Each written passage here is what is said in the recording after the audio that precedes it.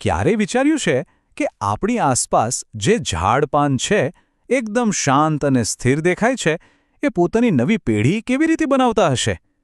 ચાલો, આજે આપણે વનસ્પતિના જીવનની આ જ અદ્ભુત યાત્રાને સમજીએ.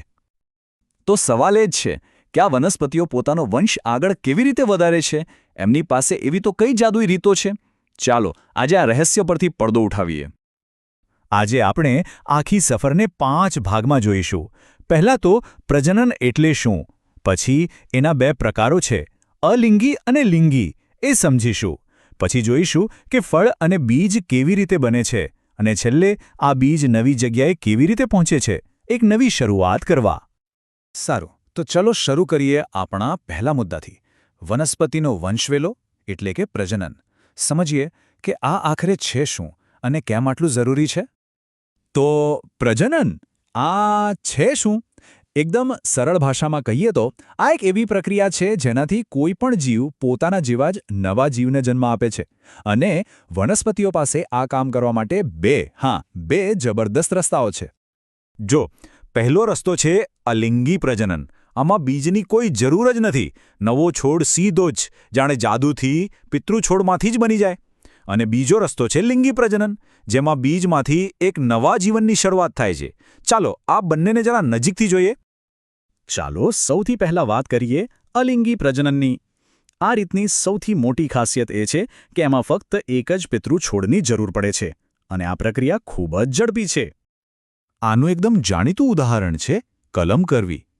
આપણે બગીચામાં નથી કરતા.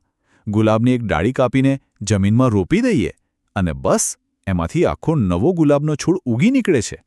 આને વાનસ્પતિક પ્રજનન કહેવાય છે, કારણ કે એમાં વનસ્પતિના જ કોઈક ભાગનો ઉપયોગ થાય છે. અને હવે આ જુઓ, બટાટા. એની ઉપર જે નાની આંખો દેખાય છે ને, એ ખાલી ડાઘા નથી હોતા. એ ખરેખર તો વાનસ્પતિક કલિકાઓ છે.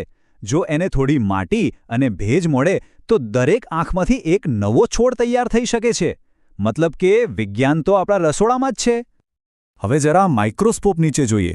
યીસ્ટ, ખબર છે ને, જે બ્રેડ બનાવવામાં વપરાય છે, એ એકદમ નાનો એક કોષીય જીવ છે. એ કલિકા સર્જનથી પ્રજનન કરે છે. મતલબ યીસ્ટના કોષ પર એક નાનો બલ્બ જેવો ભાગ ઉગે છે, જેને કલિકા કહેવાય. એ ધીમે ધીમે મોટો થાય છે અને પછી પોપ, અલગ થઈને એક નવું યીસ્ટ બની જાય છે. પછી આવે છે ફૂગ અને હંસરાજ જેવી વનસ્પતિઓ. એ લોકો બીજાણુઓથી પ્રજનન કરે છે. આ બીજાણુઓ એટલે જાણે નાના નાના સર્વાઇવલ કેપ્સ્યુલ્સ. એ ખૂબ જ મજબૂત હોય છે, હવા સાથે હજારો કિલોમીટર દૂર જઈ શકે, અને જેવી એને ગમતી જગ્યા મળે, એટલે કે ભેજ અને યોગ્ય તાપમાન, ત્યાં એમાંથી નવો છોડ ઉગી નીકળે. તો આ તો થઈ અલિંગી પ્રજનનની વાત. હવે વારો છે લિંગી પ્રજનનનો. આ પ્રક્રિયા થોડી વધારે જટિલ છે, પણ એટલી જ રસપ્રદ પણ છે. અને આ આખી વાર્તાનો હીરો કોણ છે ખબર છે? ફૂલ. હા, ફૂલ એ વનસ્પતિનો પ્રજનન માટેનો ખાસ ભાગ છે. એમાં નર અને માદા બંને અંગો હોય છે. નર અંગને કહેવાય પુંકેસર, જે પરાગરજ બનાવે છે, અને માદા અંગને કહેવાય સ્ત્રીકેસર, જેમાં અંડકોષ હોય છે. એકદમ સિમ્પલ. પણ એક મજાની વાત કહું, બધા ફૂલો એક સરખા નથી હોતા. અમુક ફૂલો, જેમ કે મકાઈ અને પપૈયાના, એકલિંગી હોય છે. એટલે કે એમાં કાં તો નર ભાગ હોય અથવા માદા ભાગ. જ્યારે ગુલાબ કે સરસવ જેવા ફૂલો દ્વિલિંગી હોય છે. એમાં બંને ભાગ એક જ ફૂલમાં હાજર હોય છે. ઓકે, તો હવે આપણે એ જ જાદુઈ ક્ષણની વાત કરવા જઈ રહ્યા છીએ જ્યાંથી એક નવા જીવનની શરૂઆત થાય છે, એટલે કે ફલન. આખી પ્રોસેસ 3 સ્ટેપમાં થાય છે. સ્ટેપ 1, પરાગનયન. આમાં પરાગરજ નર ભાગમાંથી માદા ભાગ પર પહોંચે છે. સ્ટેપ 2, ફલન. હવે પરાગરજમાંથી નરજન્યુ માદાજન્યુ સાથે જોડાય છે. અને સ્ટેપ 3, આ જોડાણથી એક નવો કોષ બને છે, જેને કહેવાય યુગ્મનજ. આ જ છે નવા છોડનો પાયો. અને આનું પરિણામ? ઓહ, એ તો એકદમ અદ્ભુત છે. ફલન થઈ જાય પછી ફૂલનો જે બીજાશયવાળો ભાગ છે ને, એ ધીમે ધીમે મોટો થઈને એક રસાળ ફળ બની જાય છે. અને એની અંદર રહેલા અંડકોષ બની જાય છે બીજ. બસ આ જ કારણ છે કે આપણે જ્યારે કેરી કે સફરજન ખાઈએ છીએ ત્યારે એની અંદરથી બીજ નીકળે છે. સારું, તો ફળ અને બીજ તો બની ગયા. પણ વાત અહીં પૂરી નથી થતી. હવે શરૂ થાય છે એક નવો અને ખૂબ જ જરૂરી તબક્કો, આ બીજનો ફેલાવો, કારણ કે બીજને ઉગવા માટે નવી જગ્યા તો જોઈએ ને.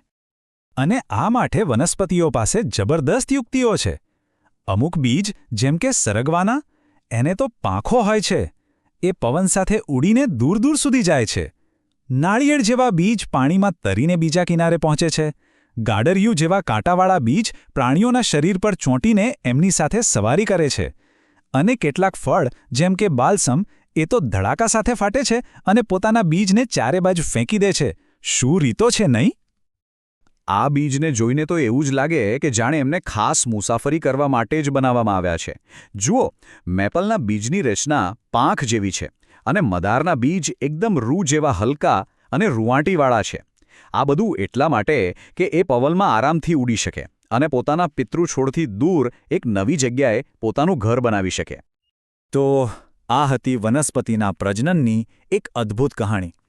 હવેથી જ્યારે પણ કોઈ ફળ ખાઓ કે કોઈ શાકભાજી જુઓ, ત્યારે એકવાર જરૂર વિચારજો, એ ખાલી ખાવાની વસ્તુ નથી, પણ એક છોડની આખી પ્રજનન યાત્રાનું એક ખૂબ જ સુંદર અને મીઠું પરિણામ છે. ખરું ને?